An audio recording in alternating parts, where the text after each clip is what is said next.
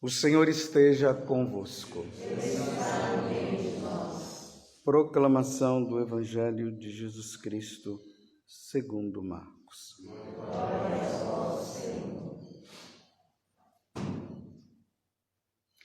Naquele tempo, Jesus foi para o território da Judéia, do outro lado do Rio Jordão. As multidões se reuniram de novo em torno de Jesus. E ele, como de costume, as ensinava. Alguns fariseus se aproximaram de Jesus para pô-lo à prova. Perguntaram se era permitido ao homem divorciar-se de sua mulher. Jesus perguntou: o que Moisés os ordenou? Os fariseus responderam: Moisés permitiu escrever uma certidão de divórcio e despedi-la. Jesus então disse: foi por causa da dureza do vosso coração que Moisés vos escreveu este mandamento. No entanto, desde o começo da criação, Deus os fez homem e mulher. Por isso, o homem deixará seu pai e sua mãe, e os dois serão uma só carne. Assim, já não são dois, mas uma só carne.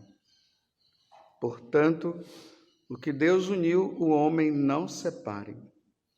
Em casa, os discípulos fizeram novamente perguntas sobre o mesmo assunto. Jesus respondeu: quem se divorciar de sua mulher e casar com outra, cometerá adultério contra a primeira. E se a mulher se divorciar de seu marido e casar com outro, cometerá adultério. Palavra da salvação. Glória a vós, Senhor.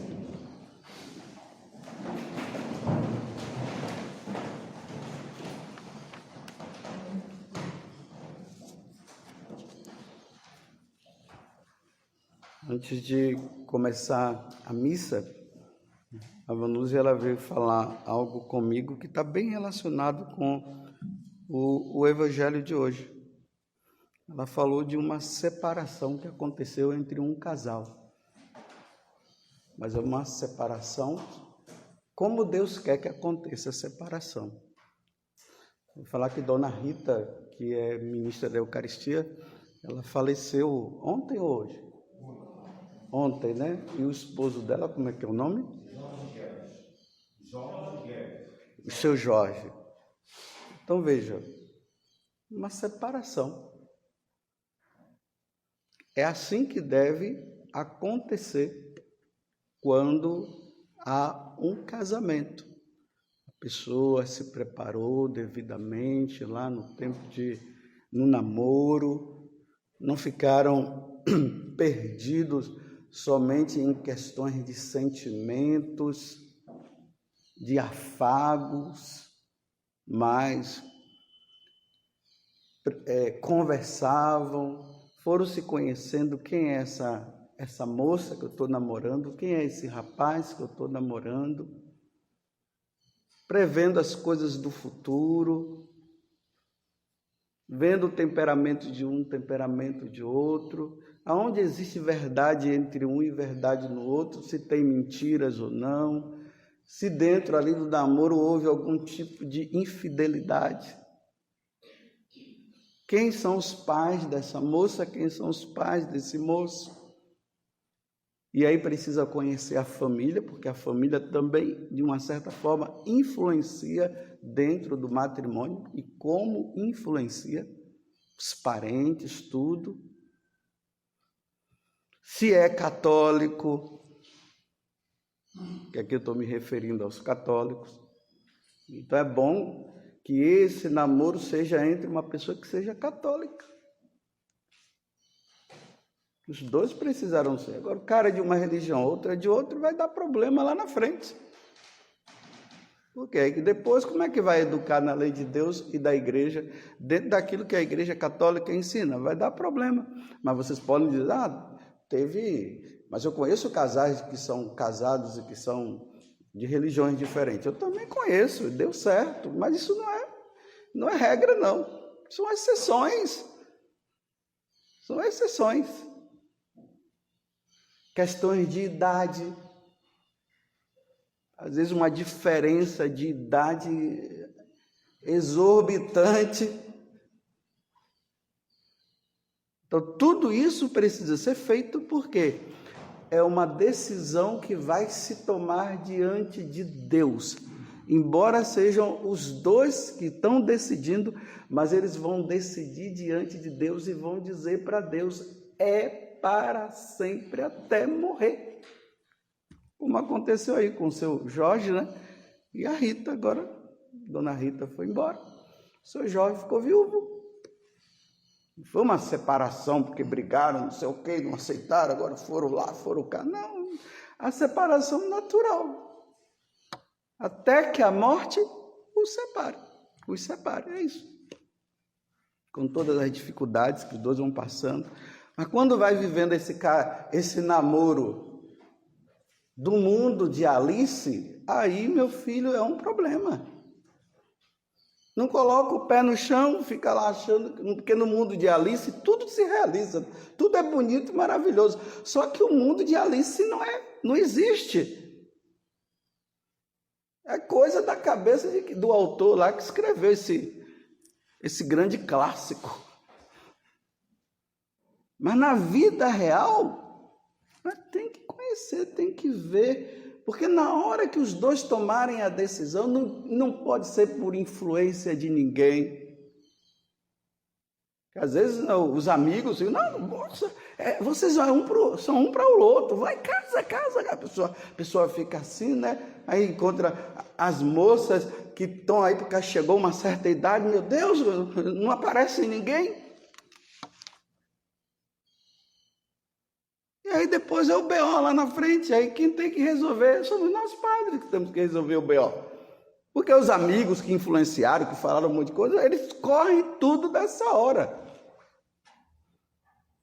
Para colocar alguém na frente do outro e ficar aí arrumando, fazendo arrumações, né? Olha, tem um rapaz ali que ele está sozinho, você não quer não? Se você quiser eu posso fazer a mediação. Não entra nessa não. Cuidado! Porque quase todos os dias, para não dizer que seja todos os dias, casais vêm ao nosso encontro para resolver o problema. Ontem mesmo ali no confessionário, um homem lá confessou-se lá com outro padre, depois as pessoas que ficam ali no confessionário vieram dizer para mim que esse homem estava querendo conversar comigo. Aí fui lá ver o que era. Se eu poderia atender meu pai e minha mãe, meu pai tem 85 anos, 86 anos, e a minha mãe tem uns 70 e poucos anos, e estão querendo se separar. Meu Deus do céu, estão vivendo separados dentro de casa, parece que o homem já tinha vivido com uma outra mulher, agora nós sacerdotes temos que agora lá dá o conselho, meu filho está no final da vida, aguenta mais um pouco. Tem cabimento uma coisa dessa? Não tem.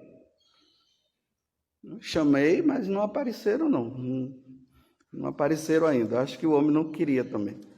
Eu perguntei, será que ele quer?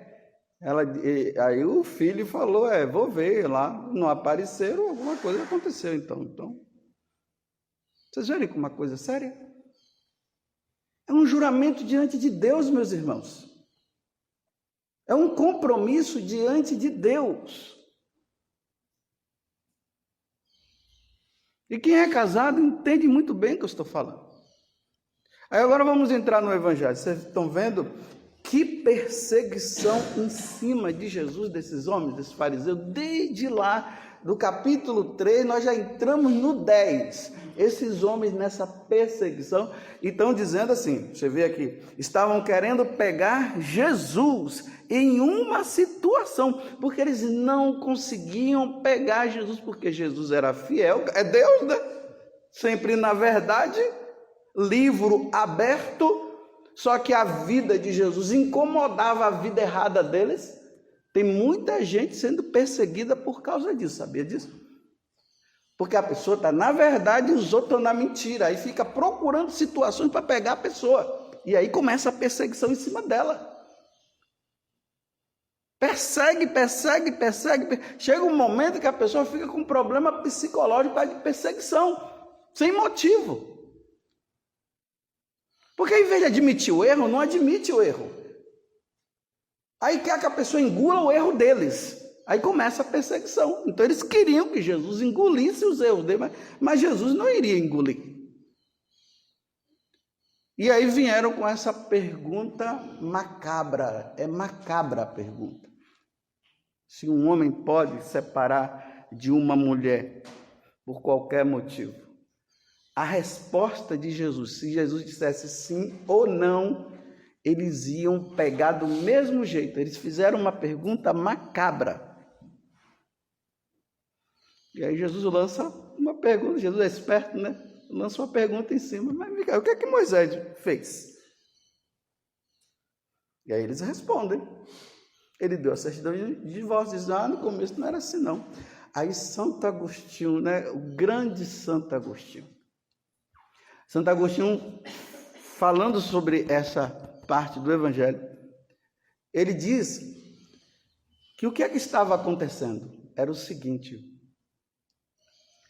Moisés fazia de tudo para que o casal não se separasse, ou seja, para que aquele homem não se separasse da mulher, antes disso ser levado para a parte mais jurídica, e que Deus não tinha pedido isso, mas acabou se fazendo.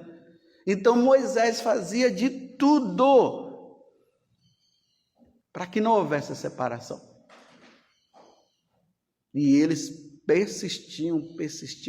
Aí quando Moisés via que não tinha mais jeito, porque o cara estava que não perdoava nem a mulher, estavam querendo mesmo ali, já é coisa mesmo de briga, talvez até de morte. Aí Moisés chegava, então tá bom, eu fiz de tudo, agora vamos fazer tudo juridicamente. Era assim que fazia. Aí Jesus rebate, dizendo assim, não foi assim quando o pai fez, não é assim.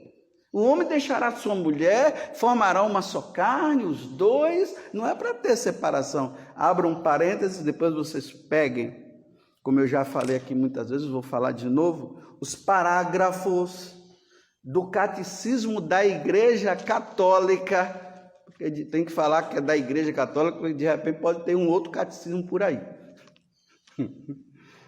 Então, o Catecismo da Igreja Católica, os parágrafos 1646 até 1651, que vai falar justamente dessas questões de separação de casais, casaram na igreja e agora querem cair fora. Está lá o título é Fidelidade Conjugal. Então eu estou pegando todos esses parágrafos aqui de 1646 a 1651 para se ter uma visão geral de tudo. E ali fala a mesma coisa que Santo Agostinho fala em relação ao que acontecia com Moisés. Em situações assim, o casal, né, a igreja vai fazer de tudo para os casos, para não se separarem. A igreja vai fazer de tudo. Aí o catecismo diz assim, mas existem situações que realmente é impossível os dois viverem juntos. Que ali situações, quais são? Muitas. Tem muitas. Vou matar você. Agressão física. Como hoje tem, né? Tem um vídeo que passa na televisão, o cara lá que já tinha agredido a mulher. Aí a mulher liga para denunciar. Aí para ele não saber que ela está ligando para denunciar, ela diz assim: vamos comprar uma pizza. E o rosto dela já está todo com marcas de murros e tapas. Aí ele diz assim: pode pedir. Aí ela liga para a denúncia. Ela diz assim: ei, eu queria, aí fala, né, uma pizza, não sei o quê. Aí o outro lá: não, mas aqui não é lugar que vende pizza. Sim, mas eu quero, vocês podem trazer a pizza aqui tal hora? Aí a pergunta é: mas tem alguém, o que é que está acontecendo com você? Tem alguém, o seu esposo está te agredindo? Ah, sim, eu quero dessa daí mesmo, sim. E venham o mais rápido possível, não demore muito não. E o cara está lá ouvindo, pensando que ela está comprando pizza, está denunciando as agressões. Num caso desse, não dá para um casal viver junto. Mas a igreja diz: tudo bem, vai se separar? Separa, porque não tem como. Mas a igreja vai dizer também, está lá no catecismo, mas isso não é motivo para nulidade de casamento, não. Porque os dois vão ter que porque a igreja vai tentar, vai pedir, vai fazer de tudo para que os dois se reconciliem. Aí a comunidade vai tentar fazer, por causa da fidelidade dos dois, porque eles prometeram, na alegria, na tristeza, na saúde e na doença. Ah, não, mas não dá. Então agora busca o tribunal eclesiástico para a igreja ver se realmente esse casamento é nulo. Não é anular por anular, é para ver se esse casamento é nulo. Apesar de tudo isso, não dão para viverem juntos? Pode ser que não deem para conviverem juntos mais. Mas continuarão casados se a igreja vê que esse casamento não é nulo. Imagina que coisa.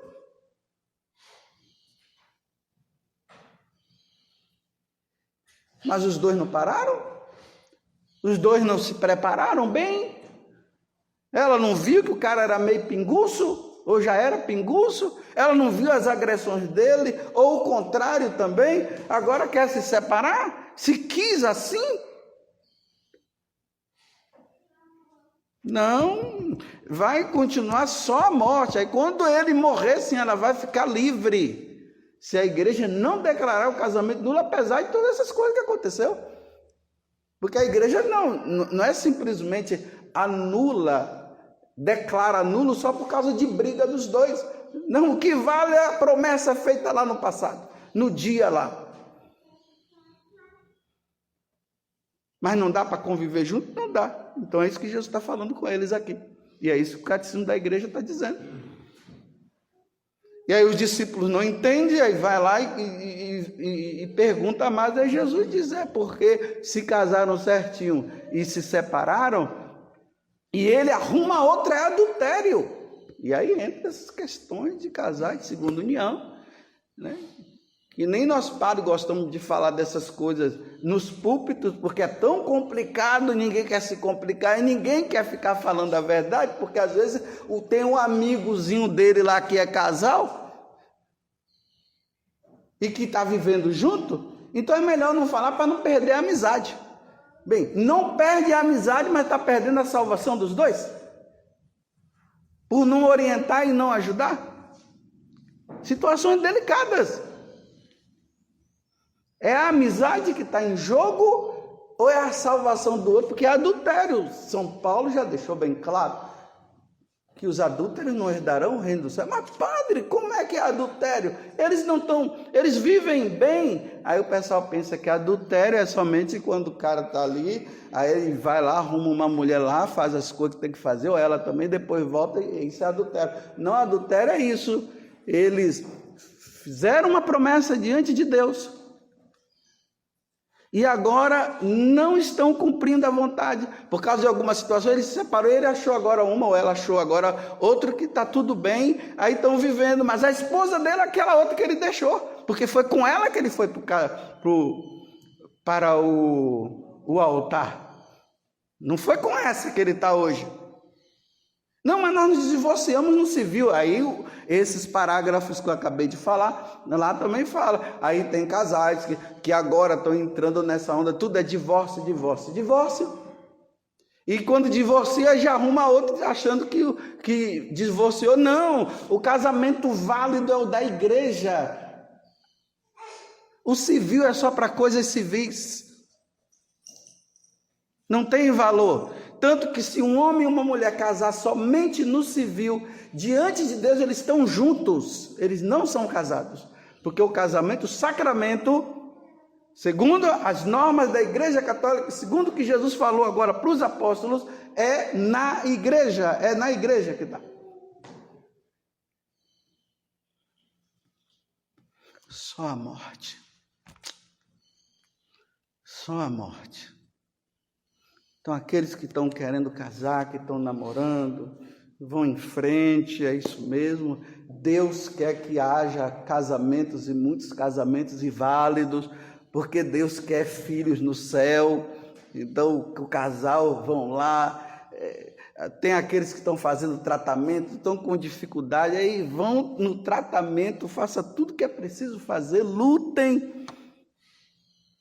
Tem mulheres aí que estão sofrendo porque estão perdendo os filhos, um atrás do outro, e fica nessa luta diante de Deus. Mas por quê? Mas por quê? Tem coisa que não dá para entender, é mistério, e é o sacrifício do dia a dia. Então casem, quem é chamado ao matrimônio, casem, mas certinho, preparados, se preparem, e não vão para o altar com dúvida. Se tiver dúvida, para com isso.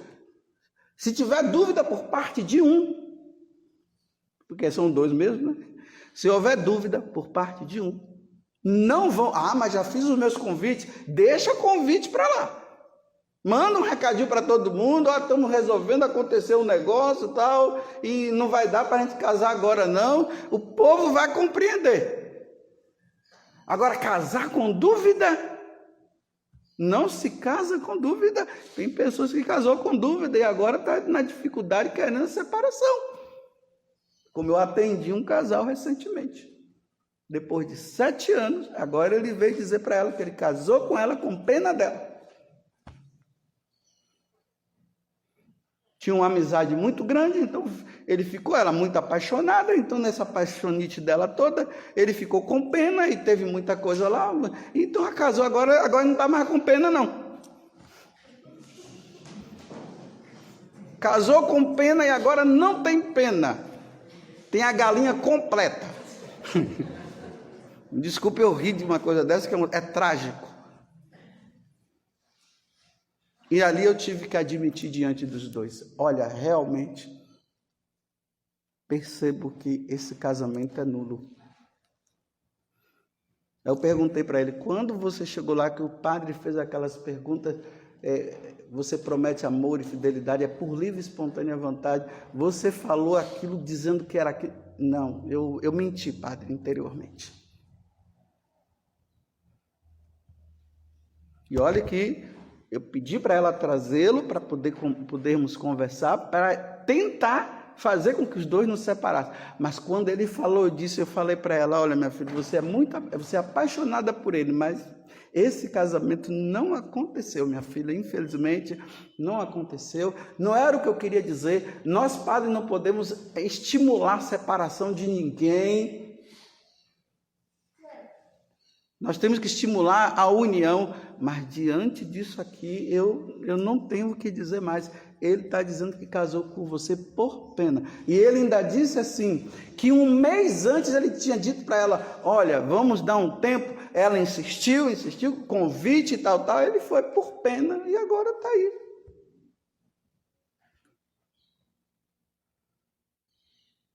Essa é a verdade, meus irmãos. O sacramento do matrimônio, as coisas de Deus não são fáceis. Não é fácil ser padre, não é fácil casar, não é fácil, porque é a cruz, carregue a minha cruz e siga-me. É doação, o meu sacerdócio é uma doação. Vocês pensam que de vez em quando não dá vontade de largar tudo? Não é por causa de mulher, não. É perseguição mesmo, por parte do povo e tudo mais. Nós padres vivemos isso. Como na vida matrimonial também tem. Mas o amor entre os dois e o amor do sacerdote por Cristo faz com que supere. Aí vai superando as tribulações do dia a dia. Vamos recomeçar. É difícil sim, mas nós vamos vencer. Como aconteceu com Dona Rita e o seu Jorge, provavelmente. Algumas dificuldades eles devem ter tido. Mas agora Deus levou. Como Deus levou também o meu pai. Com as dificuldades que meu pai e minha mãe tiveram também. E olha que dificuldade que tiveram. Minha mãe foi uma heroína em algumas coisas. Ele também foi, mas a minha mãe foi muito mais, tenho que admitir. Mas eu vi lá, ele no caixão, minha mãe do lado, sentada. Entreguei, Jesus, está entregue. Louvado seja nosso Senhor Jesus Cristo. E a nossa Mãe, Maria Santíssima.